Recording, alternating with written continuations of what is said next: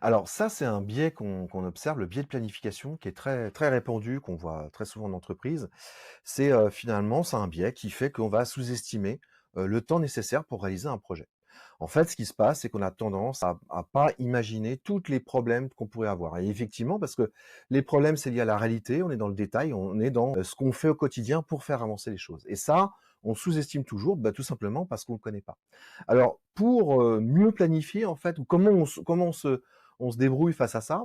Alors déjà, on va essayer de se baser sur des projets similaires dans le passé parce que c'est ça va nous donner des étalons qui sont beaucoup plus sains et plus précis pour estimer, le temps nécessaire pour faire des choses. Et puis, on peut aussi se méfier un peu de son ambition, de son espoir. Parce que quand on commence à imaginer une solution, on s'imagine qu'on va trouver une solution, on s'imagine qu'on va sortir quelque chose pour une certaine date. Et en fait, tout cet espoir va nourrir aussi un espèce d'attente démesurée et ça peut générer du stress, ça peut créer aussi des difficultés. Donc, ce qu'on va privilégier en entreprise, c'est plutôt de s'adapter à la réalité plutôt que de s'appuyer sur des plans. Parce que les plans, ce qu'on se rend compte, c'est finalement, on n'arrive pas tellement à les tenir, ils peuvent changer. L'important surtout, c'est de faire au mieux avec ce qu'on a à l'instant T. Et puis, une autre technique qui est intéressante, c'est de découper en petits projets.